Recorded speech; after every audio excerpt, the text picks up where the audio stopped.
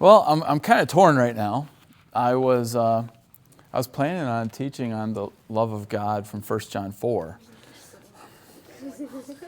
But I'm kind of thinking of pivoting, and maybe you guys can help me decide. Basically, during prayer, I heard two things several times. I thought, it seems like we're concerned with being a light and glorifying God. Those are two things that are commonly prayed for, which are good things to pray for, right? We asking God to help us be a light, and asking God, that He would be glorified. Good things to pray for. And it just I started thinking, I'm like, what does that even mean? What does it mean to glorify God? And what does it mean to be a light? And how do I be a light? So what do you think? People look at you and think of God. Okay, when people look at you, they somehow are drawn to think of God. That's an excellent example of both, right? That's glorifying God and being a light all at the same time. Or just like people looking at you and wondering what's different about them. Okay, wondering what is different about you, right? That causes you to be a light. Yeah. Probably making decisions differently than other people. Making decisions differently. When you're walking around in a grocery store and you look at something, you don't see anything different going with them. Right. But I don't really know what decisions you make, but. Okay. Well, these are all good things, right? How do we make different decisions that would be different than how a worldly person would decide to do something? How does somebody look at us and just by seeing us points them to Christ? Those are all tough things, How about being intentional? It's real easy right now when we're thinking about something and when we're praying, to pray about glorifying God. How often is that our motive in doing something? It's easy to think about on a Sunday morning, but when a decision is to be made, do I go here, do I go there? Do we think, is one of them going to bring more attention to God? And maybe there isn't. Maybe it's not. But let's dive into 1 Corinthians chapter 10. 1 Corinthians chapter 10 kind of gives us a picture of that. Okay, 1 Corinthians chapter 10, one of the most famous verses in the Bible about glorifying God is in 1 Corinthians 10. And specifically, it's verse 31. Okay, 1 Corinthians 10, verse 31. Can anybody read it for me? All right, Drew. Just the first verse? Yeah, just verse 31. So whether you eat or drink or whatever you do it all for the glory of God. Excellent. Okay. So 1 Corinthians 10:31 says, whatever you do, whether you eat or drink or whatever you do all for the glory of God. Josh. Can you give that example one time? If you give somebody a glass of water, just do it for his. Yep, I plagiarized that example though, because that was from Jesus. Yeah. Yes. Jesus said, even giving somebody a cup of cold water, you will not lose your reward. Okay. The context here in 1 Corinthians 10, why does Paul wrote this letter? He's writing this letter to Corinthians, people in the town of Corinth, and they're Christians, and they wrote him, and he's responding. Now, why does he mention eating and drinking? Because it's the context of what he's talking about here. So let's back up. All right, we just read verse 31. Let's back up and start maybe in verse 23 and just get the big picture. Now, we're going to read 8, 9, 10 verses here. So try to lock in. You know what I mean? It's easy, in the middle of the second verse, to all of a sudden just wander off. So try to stay locked in for 8 or 9 verses, all right? Starting in verse 23, I'll read it. Everything is permissible, but not everything is beneficial. Everything is permissible, but not everything is constructive. Nobody should seek his own good, but the good of others. Eat anything sold in the meat market without raising questions of conscience. For the earth is the Lord's and everything in it. Now we'll stop right there. Eat everything in the meat market without raising questions of conscience. The reason Paul is saying that, in the town of Corinth, Corinth was not a Jewish city, it was not a Christian city, and stuff in the meat market, it's very, very common for the meat to be sacrificed to idols. So like maybe some pagan priest killed a cow, but when they did it, they were sacrificing to their idols. And then they dragged the meat, put it in the meat market, and then a Christian shopping. So basically, should a Christian be interviewing every butcher, say, all right, how was this killed? What was going on? You know, do I need a whole history of my piece of meat here?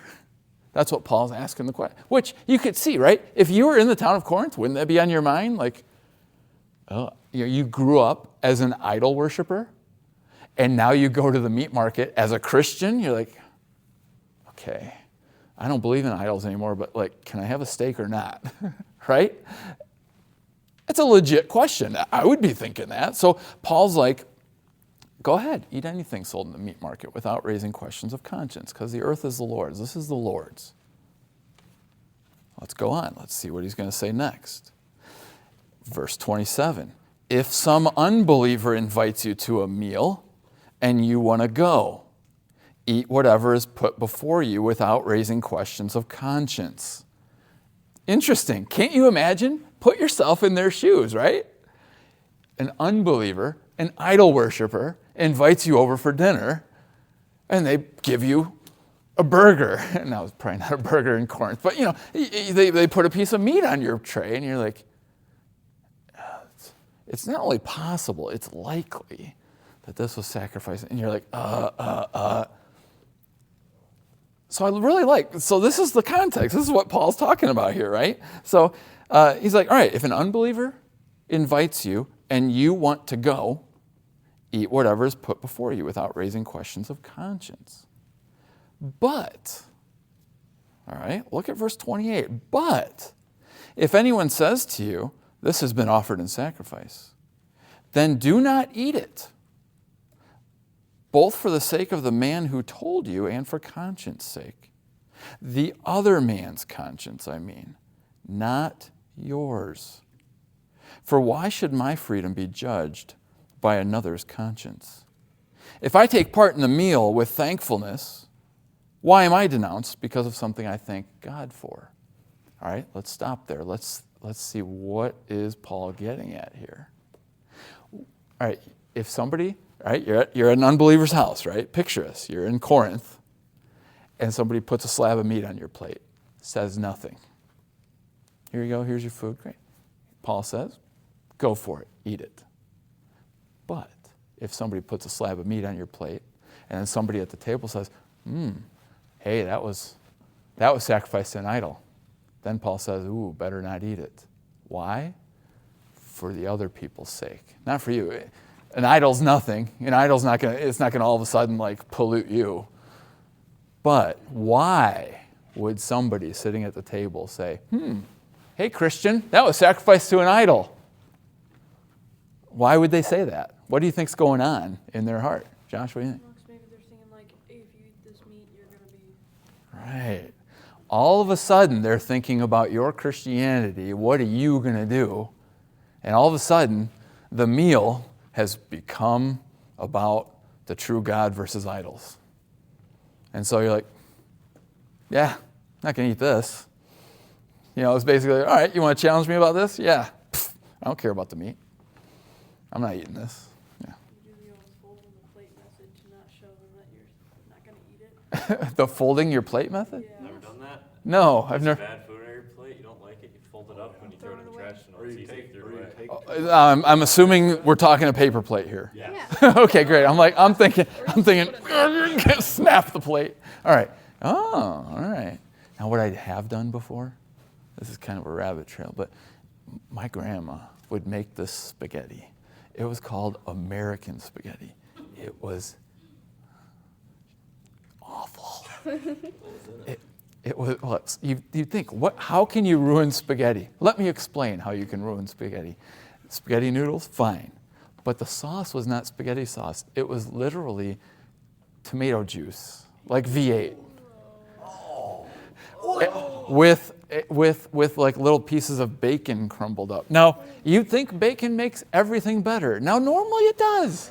Not American spaghetti. It was so bad. So I would literally, right? You got all the juice off of it before you eat it. Well, no, I put a little bit on my plate, and then when back was turned, like she'd go get something else, smear it around on my plate, and then dump it on my dad's plate. That's what I did for years growing up. Huh? Did your dad know? Oh, he helped me. Yeah. he was helping me out. Did your dad like it though? Yeah, he grew up on it. You know, it was his parents, you know. Anyway, okay. Wow, that was a rabbit trail. But Great one. the point here is, Paul's saying, hey, Christians, be concerned about the others at the table who are thinking that an idol is actually a thing. Right?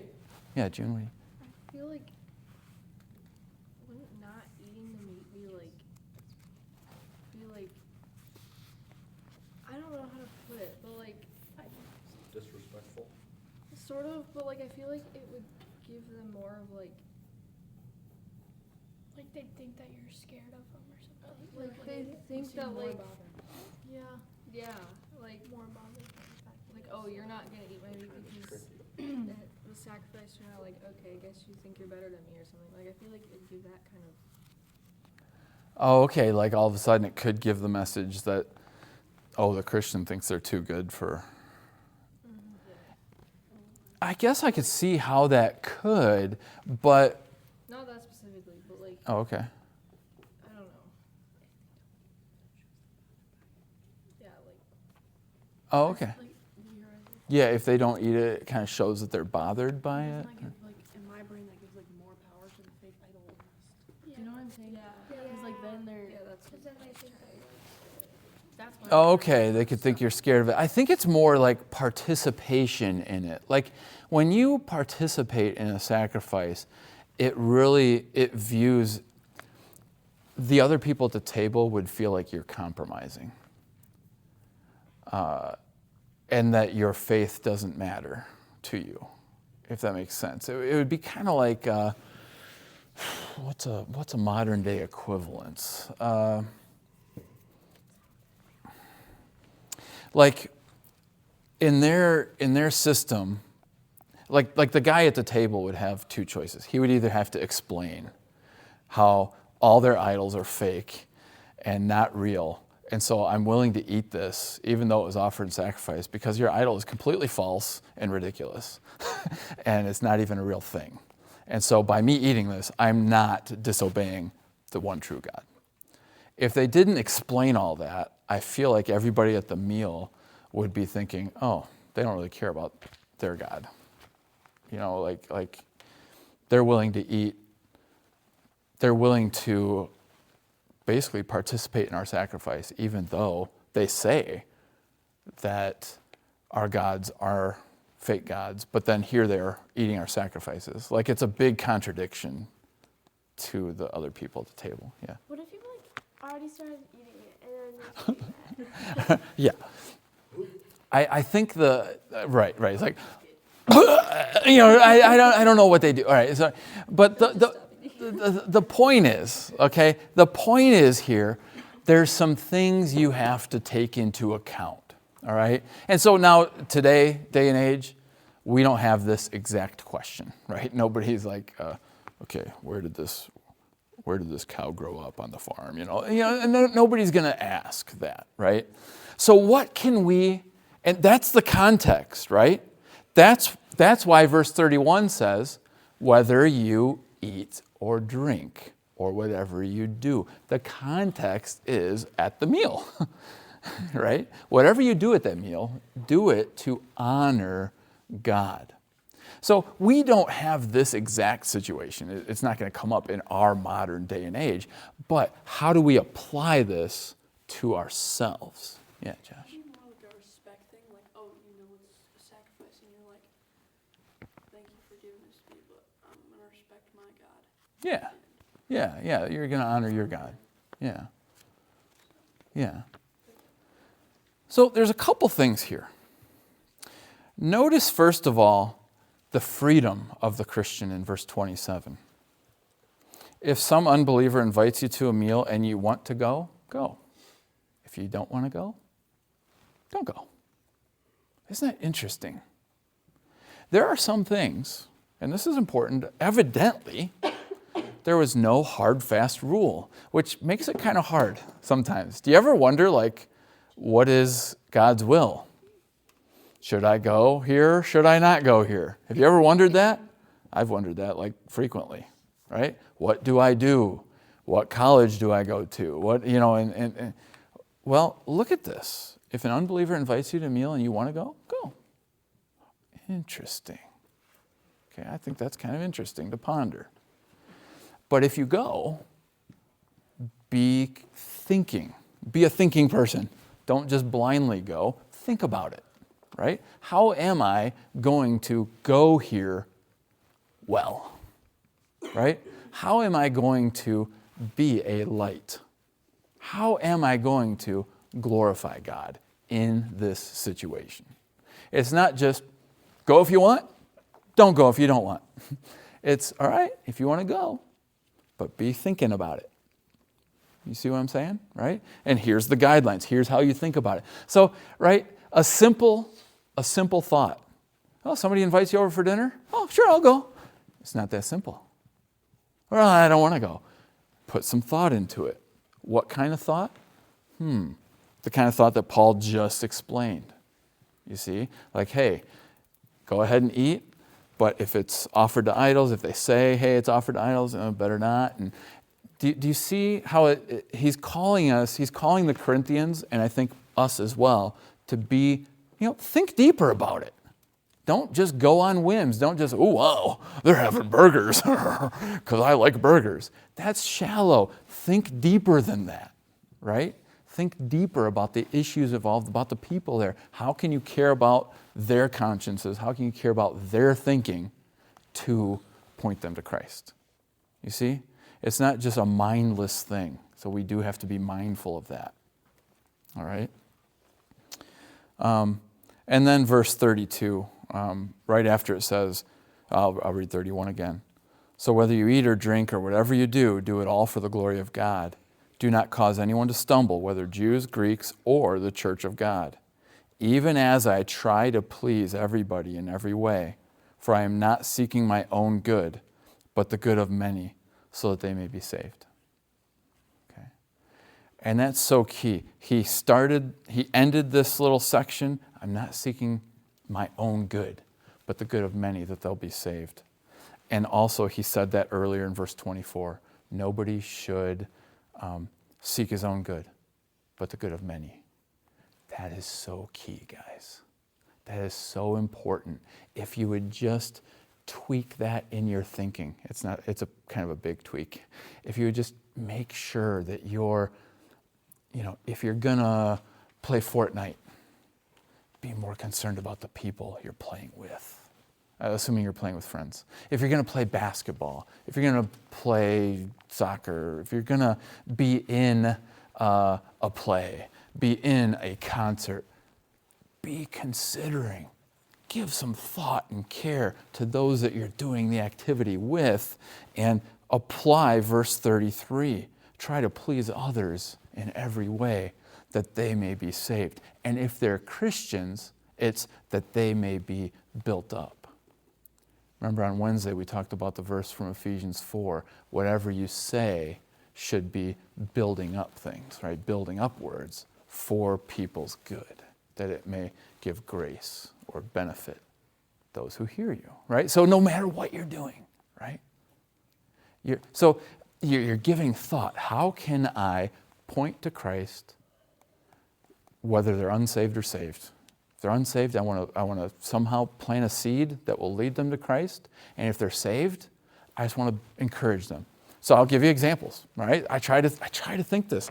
The other night, I was with a group of people from church here, and we were hanging out, and it was a fun time, and we were just talking and just playing games, and it was great. And I'm like, okay, how can I want to say something. I want to encourage somebody with something. I couldn't think of anything, And then it came up, and we were talking, and I'm like, oh, hey, I thought of something to say. I said, hey, have any of you guys come up with for the New Year's? Have you started any Bible plan or any kind of something new for the New Year's? And I thought, hey, maybe that could be an avenue of encouragement. And everybody was like, no, not really. No, not really. No, not really. I'm like, okay.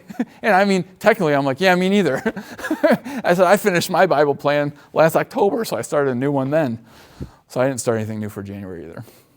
So I tried, but it just didn't go anywhere, But at least, I think what Paul's teaching here, at least, go into every situation, game night, dinner party, with that thought.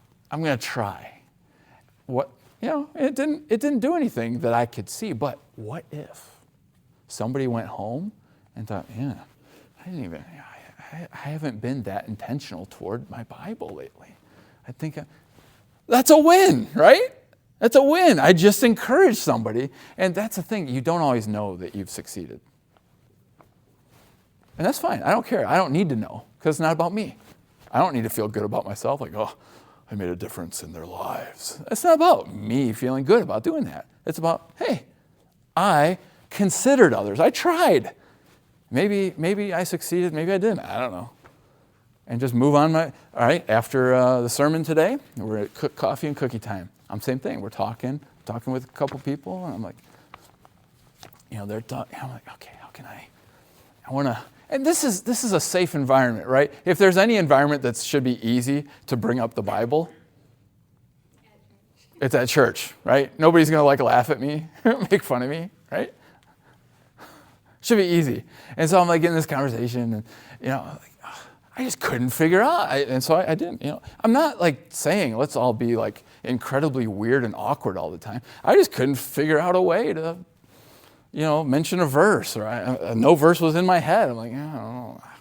And so I just enjoyed the conversation, and it was fine. I didn't get all upset, or it was great. But I had the thought. And so if I could encourage you one way to glorify God or to be a light is to simply put the thought in. Don't be mindless about it. And I think that's one of the lessons we can learn, whether we understand the cultural context, or they're like, I don't know if refusing is a good idea, whatever. At least you're thinking deeply about it, right? And it may be, I don't even know if I should go or if I shouldn't go. Well, sometimes you just have to make a decision and ask God to help you, but you're thinking. You want to be salt and light. You want to glorify God. And that's the battle. You know what I'm saying? I mean, some of you guys have to decide where to go to college. And unless you see, unless an angel comes and tells you, you're going to do the best you can, but be thinking, right? Be a thinker. Where can I glorify God? Where can, what can I do? And that's how you make all your decisions. You understand, right? And it goes with even the little things. Now, college can be a big thing, right? Little things. Hey, you want to come over for dinner on Friday night? Paul's saying, get engaged. This is not just a neutral thing where you can do what you want. It's, if you want to go, but think about it. All right? So I just felt like maybe we should talk about that a little bit. And it doesn't mean, again, feeling successful is not the goal. All right? I think I included this in my sermon last week or something, but so many people, guys, they want to grow spiritually, but their sneaky motive, they don't even realize it themselves. They want to just feel better about themselves. They just want to feel like better Christians. That's not the goal. The goal is not to feel like a more successful, more spiritual person. The goal is to literally and actively be light and glorify God. whether you feel super successful or not. I guarantee you, the prophet Jeremiah did not feel very successful when he tried to proclaim the Lord's words, and the king took him and threw him in a well. I mean, it just didn't seem, no, my ministry is not being very successful. It's not about feeling successful. You could be preaching, you could be sharing good news and doing the best you can, and they could crucify you for it. Doesn't feel very successful, but ultimately it leads to the greatest success in history, right? When Jesus was crucified and rose again. So I think the key is a couple of verses we saw Paul say, or we read here. You're just thinking of the good of others. You want other Christians to grow because of you, and unbelievers to believe because of you. And whether that happens 10 years down the road or not, it doesn't even matter. Some people have said to me, like, I remember something you shared with me 10 years ago. And they tell me what it was. I'm like, really? Are you sure it was me? I don't remember that at all. You don't even know. So, okay? So I want to encourage you with that. Just be thinking, how can I glorify God? How can I point others to Him? And just try. And if you can't figure it out, just like I couldn't at cookie time, who cares? You tried. Doesn't matter. There's no pressure thing. It's a get to, not a have to. All right? Life is a puzzle to try to figure these things out. All right? Any questions about that or thoughts? Does that make sense? Okay. All right. Lord God,